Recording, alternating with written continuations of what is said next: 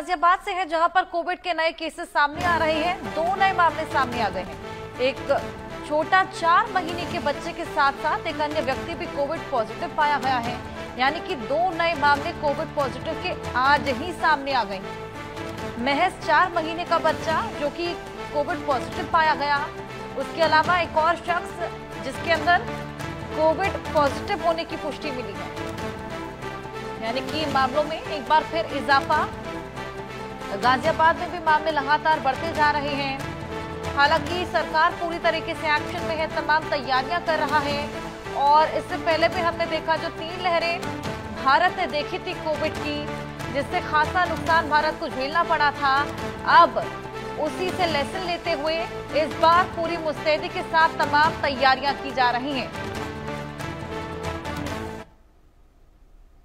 वहीं देश में तेजी से पैर पसार रहा है कोरोना। कर्नाटक में कोरोना के 36 नए मामले सामने आ गए हैं। महाराष्ट्र में कोरोना के एक्टिव केसेस अब 325 हो चले हैं। मुंबई से 31, पुणे से 18, ठाणे से नए 7 केसेस आए हैं। वहीं नवी मुंबई से 4, पनवेल से 3, नागपुर से 3 और सांगली में 1 नया केस सामने आया है। मुंबई हो या दिल्ली, हर जगह कोरोना पैर पसार रहा है। मामलों में लगातार इजाफा। हालांकि गनीमत इस बात की है कि मौत का आंकड़ा फिलहाल कम है। बेहद ज्यादा गंभीर स्थिति नहीं उत्पन्न हुई है और अधिकतर लोग होम आइसोलेटेड ही हैं, लेकिन मामले लगातार बढ़ते चले जा रहे हैं।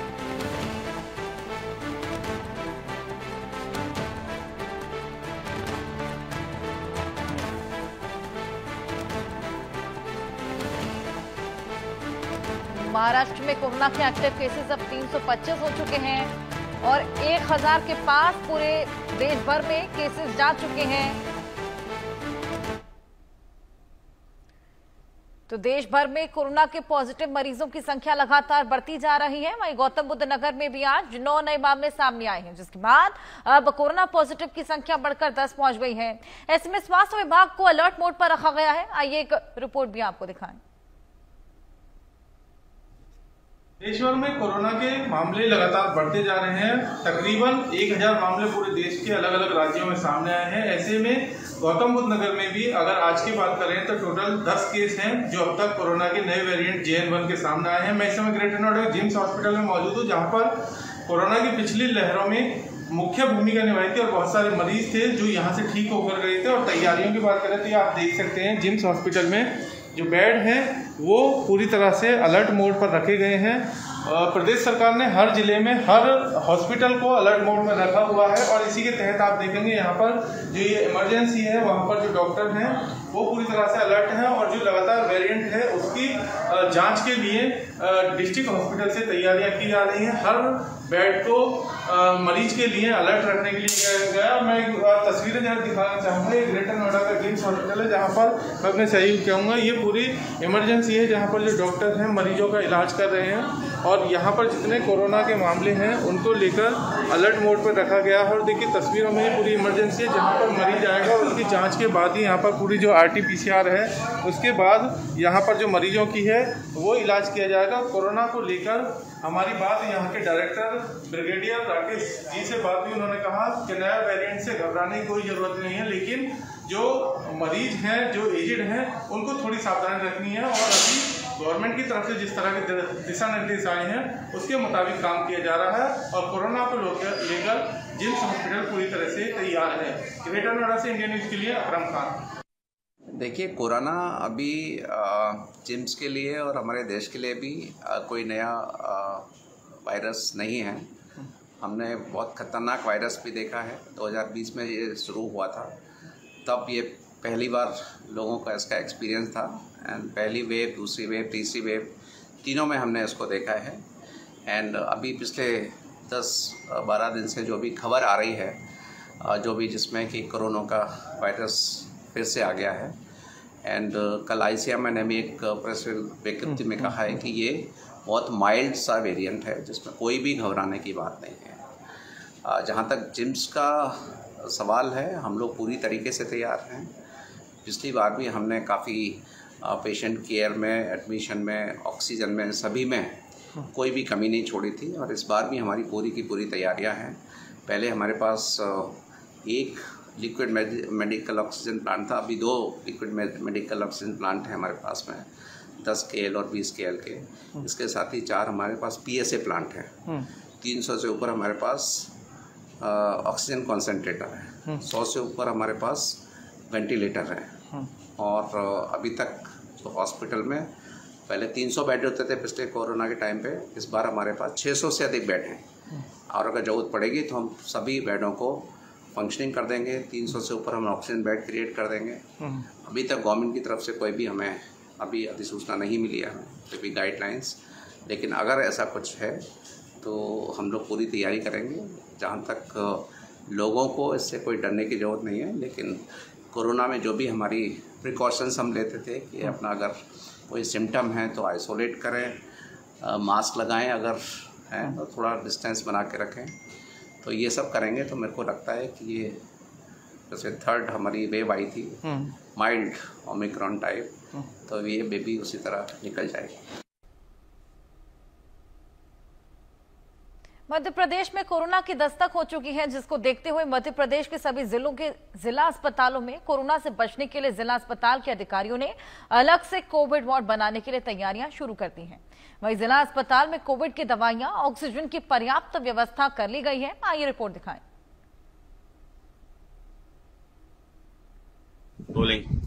मध्य प्रदेश में भी कोरोना की दस्तक देखी जा रही है। हमारे साथ कटनी के सिविल सर्जन यशवंत वर्मा जी मौजूद है। हम उनसे बात करेंगे कि मध्य प्रदेश में भी कोरोना की दस्तक देखी जा रही है, जिस प्रकार से मरीज बढ़ने की भी आशंका जताई जा रही है, तो जिला अस्पताल में उन मरीजों के लिए किस प्रकार से तैयारी की गई है? जी नमस्कार। किस प्रकार से तैयारी की गई है? हम लोग अभी तो जो हमारी ओपीडीज में है डॉक्टर्स मरीजों को देख रहे हैं। इस तरह का कोई अभी नहीं है कि हर केस की कंपल्सरी टेस्टिंग की जाए या कुछ विशेष हमें अलग से क्लिनिक की स्थापना करना है। हमारे ओपीडी में मरीज देखे जा रहे हैं। यदि इस तरह का कोई भी अलर्ट आएगा तो उसका हम लोग तुरंत पालन करेंगे। वार्ड में हम लोगों ने अपने स्तर पर बिस्तरों को चिन्हित कर लिया है कि यदि इस तरह के रोगी आएंगे तो कहाँ रखा जाएगा। हमारे पूरे अस्पताल में ऑक्सीजन की सेंट्रल सप्लाई है, तो हमें उस नाते यानी चिंता की आवश्यकता नहीं है। और आवश्यक औषधियों का भी हम लोगों ने पूरा परिमाण दे दिया। सर कितने मतलब जिस प्रकार से अगर मरीज बढ़ते हैं तो उनके रहने की किस प्रकार से व्यवस्था की? नहीं, अभी तो हम लोग अस्पताल में जो प्रारंभिक जो है हम 30 बेड का एक एरिया चिन्हित कर रहे हैं। जरूरत ना पड़े, भगवान ना करे कभी वो स्थिति आए, तो फिर उस हिसाब से स्थान बढ़ाया जाएगा। सर जांच के लिए भी कुछ ऐसी नहीं, अभी ऐसे कोई इंस्ट्रक्शन नहीं है कि जो RT-PCR वगैरह है ये सब किया जाना है, क्योंकि अभी उतना बड़ा कॉल नहीं है। और दूसरा जो भी वेरिएंट है 1.8.1 या 7, इन दोनों में वो तीव्रता नहीं देखी गई है। ये सामान्य फ्लू जैसे लक्षण है, सर्दी, खांसी, बुखार, बदन का दर्द, दस्त, उल्टी कभी कभार, बस इस तरह के लक्षण हैं। तो अभी तो सबको सिर्फ जो सामान्य फ्लू की सावधानियां हैं उन्हीं का पालन करना। सर किस कोई संदेश देना चाहेंगे आप? 2-3 चीजें हैं मैं ये कहना चाहूंगा। पहली चीज ये है कि भीड़ भाड़ ना लगाएं कहीं पर भी। हो सकता है कोई सर्दी से ही पीड़ित व्यक्ति हो और आपको भी संक्रमण हो जाए। दूसरी चीज है हाथ मिलाने की जगह आप नमस्ते का उपयोग करें आपस में अभिवादन के लिए, क्योंकि हाथ मिलाने से भी, टच से भी कोविड ट्रांसफर होता है या कोई भी रेस्पिरेटरी इन्फेक्शन।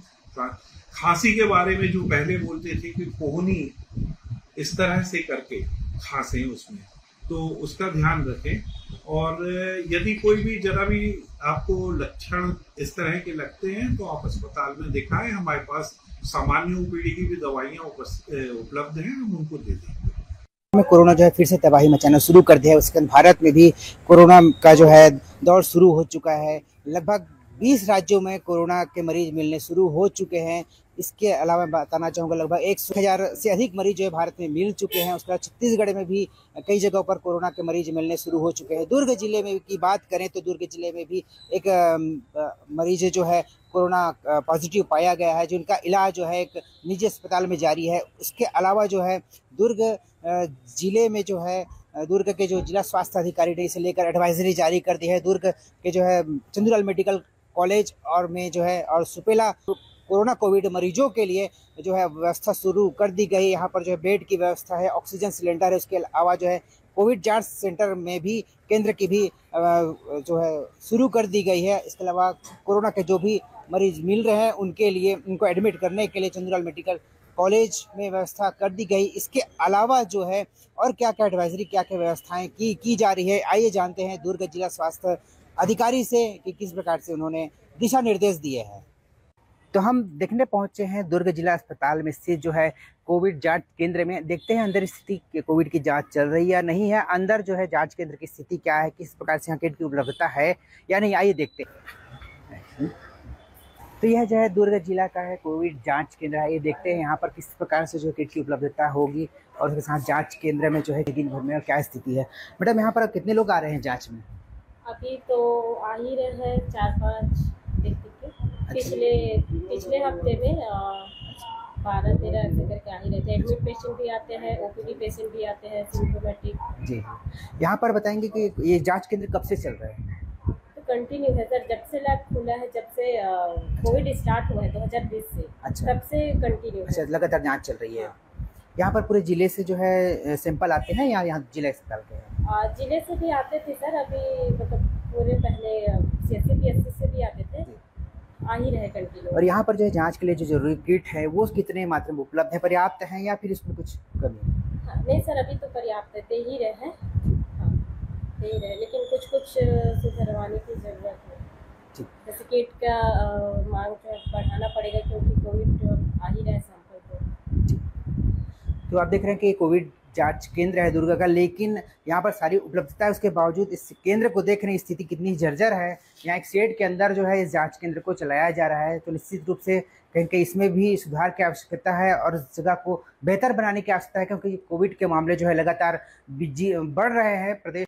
हमारे पीछे आप जो देख रहे हैं वह दुर्ग जिला अस्पताल का ऑक्सीजन उत्पादन प्लांट है यहाँ पर, लेकिन स्थिति देखिए कि यहाँ पर जो है ताला लगा हुआ है और अंदर की स्थिति मैं दिखाना चाहूँगा कि अंदर जो स्थिति है उसको देख के अंदाज़ा लगाया जा सकता है कि लगभग महीनों से यह जो है ऑक्सीजन प्लांट खुला नहीं है।